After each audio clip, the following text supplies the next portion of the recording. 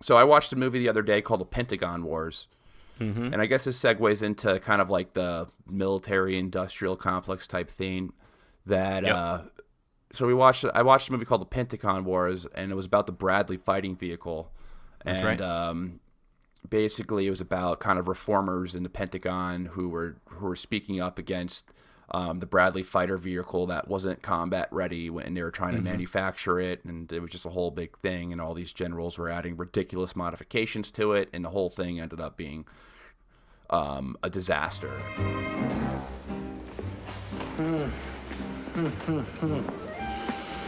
Well, this is all well and good, Colonel Smith, but... Something wrong, General? Well, with this gorilla in production, I don't suppose there's going to be anything left in the budget for my scout. Doubt it, Bob. You don't need scouts. You have radar, air recon, satellites. You always need a scout. And you know what I'm thinking? Why couldn't this thing serve as a scout?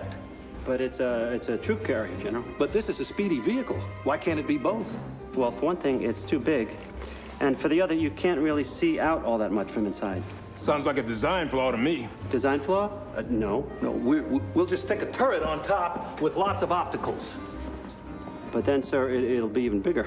Well, what's your problem, Smith? Not elegant enough for you? Well, the thing is, General, it's kind of hard to do a sneak and peek when you're over 10 feet tall. He's got a point, Bob. Well, all I know is we need a scout. This is fast enough to do the job, and it's funded. Well, actually, we're a hair over budget. You turned the Bradley into a scout. We're going to be selling them off to some El Presidente de Chimichanga in no time. Anything for surveillance ends up south of the border before the paint even dries. When you needed that anti-aircraft gun, who backed you up on that? You did, Bob. And who testified to appropriations on behalf of that gun? You did, Bob. I'm talking to appropriations next week. Now, do I sell you on my scout or do I not? You did, Bob. And how about some portholes along the side for individual firearms so the fellas can stick out their guns and shoot people? Good. And you know what, Colonel? We already have the turret. We ought to get the biggest bang we can up there. I'm sorry, bang, sir? You can't hurt anybody with that pansy-ass gun. Add on some firepower. It's kind of similar to the F-35 project right now, where the F-35 can do a million different things, but That's right. It's harshly criticized. Mainly because of its cost and some of its on-field Among experience. many other things, yeah. Among many, its cost and many other things, such as it falling out of the sky. It wasn't meant to be in the sky in the first place. So. It wasn't meant to be in the sky. It was meant to be 20 feet up in the sky, just as a cool hovering craft. But I don't know. Can you further summarize the movie, Danny? Yeah. So the big plot is the development of the Bradley AFV or armored fighting vehicle, and it's set in the late 80s, around the time that they were running some final tests to see if it was combat ready to go on out and onto the field. So awesome and funny movie, by the way. I literally just finished the last bit of it about like an hour or two ago. It's hilarious, by the way. It's terrific. Yeah, Kelsey Grammer's in it. He does a really good job. The guy who plays Colonel Burton is what's this guy's name? Let me look it up. Carrie Hughes or some shit like that. The mom's boyfriend in Liar Liar, who's not Jim Carrey. Yeah, that guy. Also did a really stand-up job. I thought it was dope. It was funny and it was poignant, and it honestly reminded me of our talk about the F-35, and some of the trouble that it's getting itself into in its development, procurement, and ultimate sale.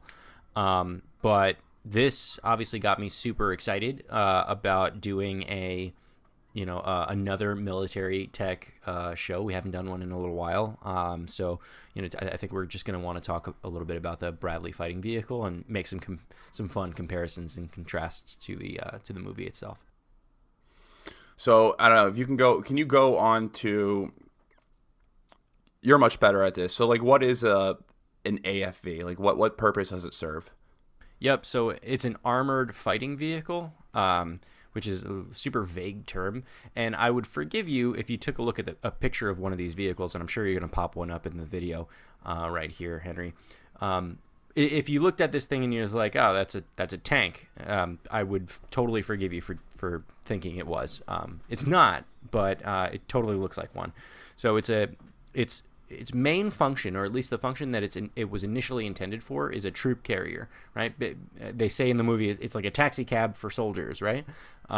It's just like this big vehicle on tracks similar to a tank that originally intended they wanted to ferry like 11, 12 soldiers in addition to a small crew across the battlefield to get them where they need to go relatively safely, but definitely very quickly. Like that's the intended result.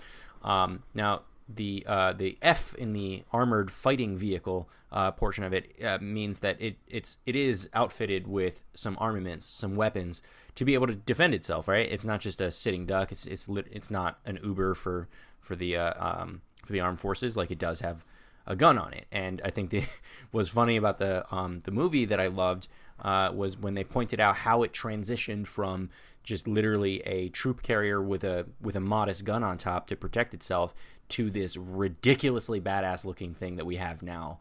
So initially it was just like a big, van with on treads with like a 50 cal on top, and now it straight up looks like a tank. And that's what an armored fighting vehicle is. But like, what were the issues with?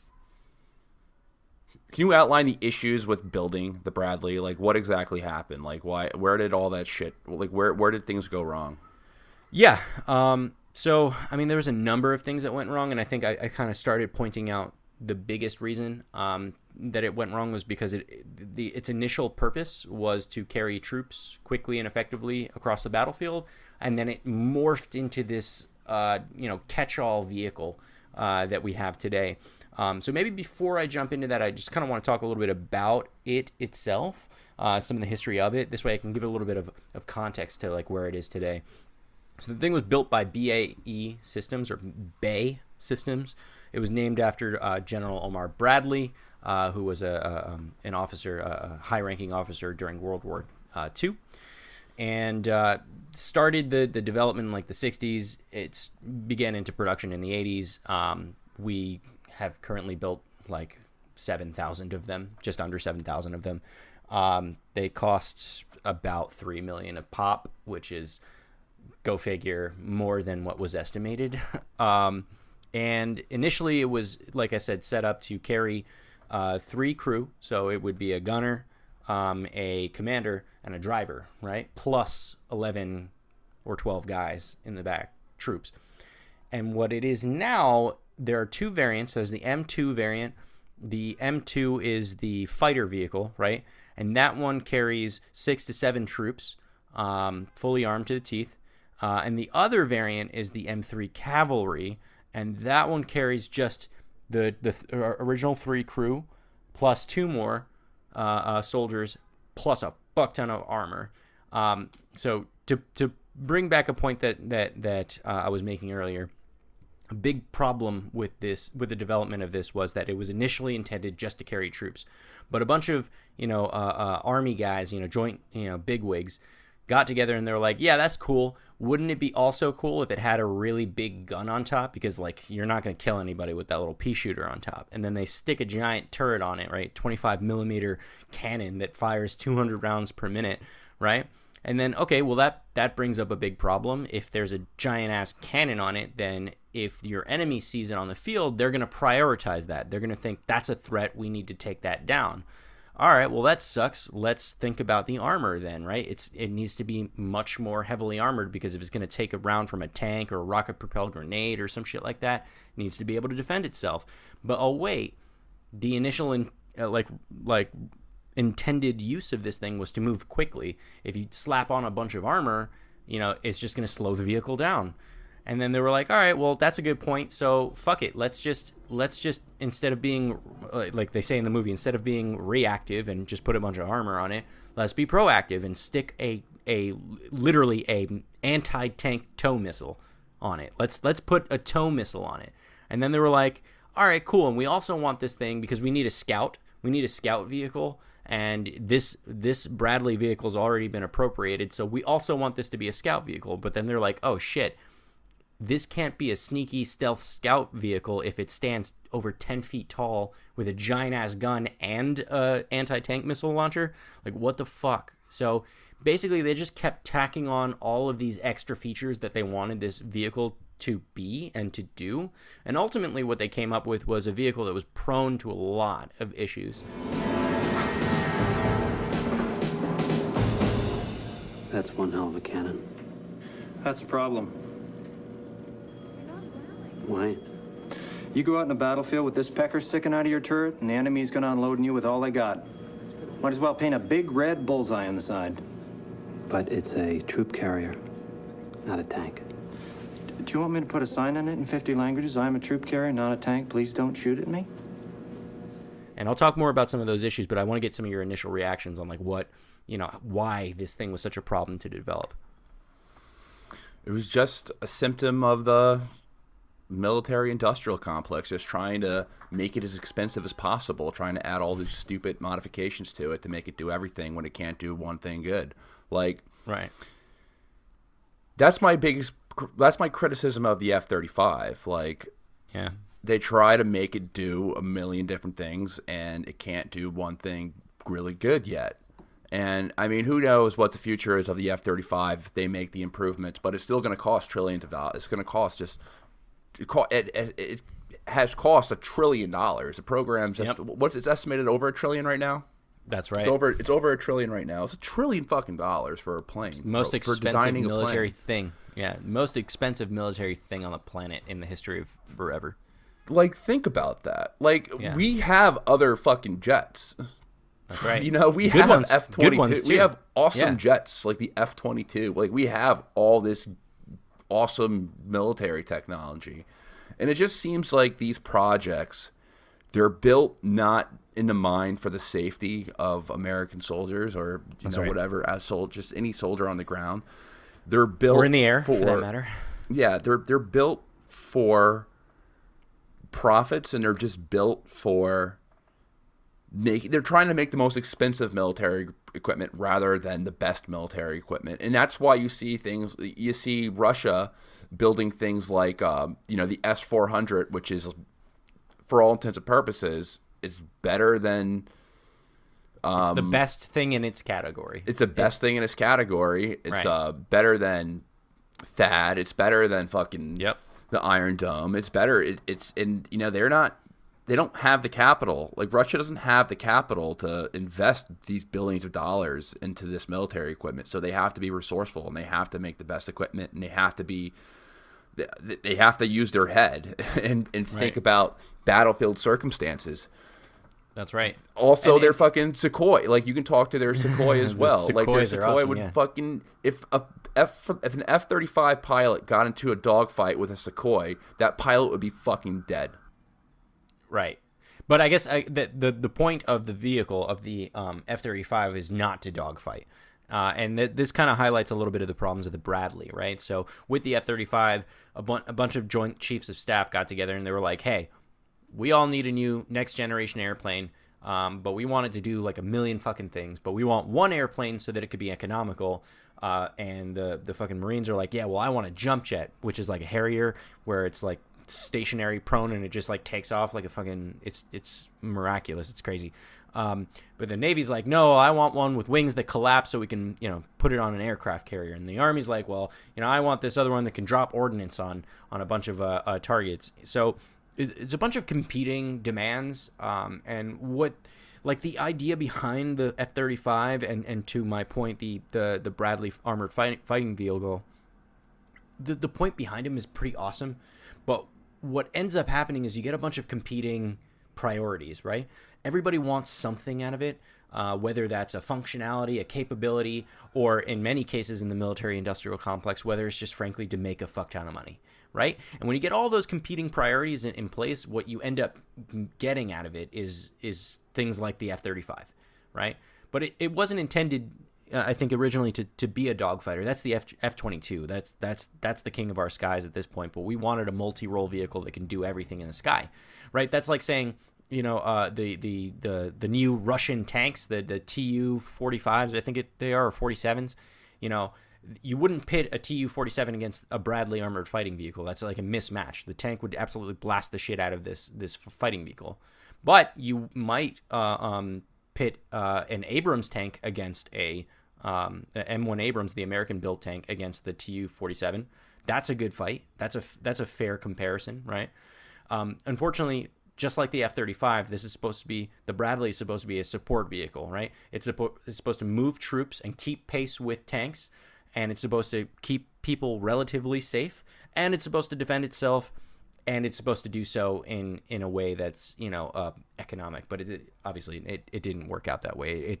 It took like 14 years to build. It took like 17 years to build, and like $14 billion, and you know that they already cost like $3 million and change each. It's crazy. That's not to say I don't like the vehicle, and just like the F-35, there are things about the F-35 that I really liked, and I pointed them out in great detail in our episode about it. But this armored fighting vehicle is dope. I mean, it's as crazy as it is, and for as many faults as it has, it's pretty cool. I mean, 25 millimeter cannon on top, definitely lay down a lot of rounds. You know, if you're just trying to move your troops into an area and make a lot of suppressive fire, this thing is going to light up the place. It's also got a 7.62 machine gun for like close combat fire with like just infantry, so like you can protect yourself against guys with like RPGs and shit. It's got this like electric turret drive that was built by GE that keeps the main gun stable even if you're like on bumpy roads and shit. So it's like, think about like a gimbal for like a drone or like another type of camera. It keeps it like buttery smooth, real easy, so it could shoot while it's driving, and the thing rides at like 40 miles an hour, which is fast for a vehicle this heavy and this big. And like the long range anti-tank missile, like this tow missile that's sitting on top, like nothing before this, no vehicle before this, unless it was specifically an anti-tank vehicle, had anti-tank missiles attached to them. That's pretty fucking badass, you know? So is it a very good troop carrier? Probably not, because it doesn't carry enough troops. Is it a really good scout vehicle? Probably not, because the thing is massive, right? Is it a good tank? No, because it's not a tank, even though it's borderline one. But it does a bunch of random shit, and it sits in kind of this operational use case that's kind of all of them, you know, a jack of all trades, if you will. How often do we use the Bradley right now? All the fucking time. Like all the time. We've been deploying these things pretty heavily into every single war since like the 80s. So I think the first time we used it was during Desert Storm. Let me just double check on that. I had this in my notes somewhere, but I've forgotten. Okay, so we started in the Gulf War, and we lost a couple of them, most of them to friendly fire, believe it or not. And then we also used them heavily in the Iraq and Afghanistan wars. But then we started switching to the more mobile MRAPs, and that's just like another armored fighting vehicle. We've lost a ton of them, but they definitely served a huge purpose in pretty much every war that we've been in since the late 80s. So another thing that I want to add to just kind of like the symptoms of the MIC in creating this expensive all-purpose equipment is that what it does, how it seduces congressmen and and politicians, because these projects, they also create a lot of jobs. They do, yeah. So thousands of them. If you look at Bernie Sanders, and now Bernie Sanders, we got to create lots of jobs across the country. Bernie Sanders he endorsed the F-35 project, and basically he said, listen, hey, that F-35 is going to be built somewhere. It might as well be built in Vermont. That's right. Vermont, as did 47 other senators. So, you know, like with the F-35, as I pointed out in our last one, they spread out the production of the F-35 across 47 states. and 9 international countries. So they engineer this thing not to fail. They make it so that, if you're a senator, you don't want to be the dick that says, "Yeah, I don't need another 1,000 jobs in my state. I'm cool with that. No, I don't want this. I don't want this plane." And in the movie, the Pentagon Wars, about the Bradley production, the one general, the main Kelsey Grammer's character. You remember this guy's name? I forget already. I don't. General Partridge, right? So General Partridge is like, all right, well, cool. Well, get me, Senator what's his face, and just to shut him up, we'll build the damn tires there, And this is what the military-industrial complex does, right? This is like Pentagon 101. If you're building something, if you're appropriating billions of dollars towards something, you better spread out your production as far and wide as you can, because that will guarantee that nobody's going to say no to it. And when there's problems and you need more money, or if frankly you're just trying to make more money and you want to manufacture a problem, it's relatively easy to do so because it's not politically expedient to turn down jobs, to turn down economic profit. Yeah, it really puts politicians in a really tough position because they can never say no, because it means losing a part of their voting base at the end of the day. Because if you say no to jobs and your political opponent says, "Yeah, I supported that project," will be able to say, "I will be able to bring these jobs into the state," then you're in a conundrum right there. So it's just kind of like one of the very negative things of how the MIC operates and how it seduces politicians into funding things that may not be in the interest of our soldiers or the American people. That's right. It's a damn shame too, because what gets lost on it is the intended purpose, right? So, and this is big in the movie in the Pentagon Wars, and it's definitely true for our F-35 project right now, is that these weapons, these vehicles, these things that we're creating are intended to give our troops the edge, the operational edge in a combat situation, And when we start getting wrapped up in competing priorities of, departments of defense, or competing priorities in the military-industrial complex, like private companies that want to profit off of this, or in political, issues, we lose sight of the really important point, and that's, the troops on the ground or in the air or at sea, the people that these weapons and these vehicles, these tools are intended for. And so with the Bradley fighting vehicle, there was a lot of big glaring issues about it that the Army and the folks that were developing this were actively trying to suppress, just so that we can turn a profit on it, just so we can start building it, just so that they can get their promotions, as they say in the movie. A couple of them were, for example, we talked about you stick a big turret on top of a vehicle, and then it becomes a target, right? The enemy is going to think, hey, this is dangerous, we need to take it out. So there's the armor problem. So rather than putting really heavy steel armor on it, which would slow down the vehicle and basically make it not effective as a troop carrying device, they just left it to the aluminum. And what's fucked up about aluminum is that when it burns, it lets off toxic fumes. So let's say you're riding around in this vehicle and it's lined with aluminum, and it gets hit by an incendiary device, a grenade, a RPG, or some other device, and it burns the aluminum.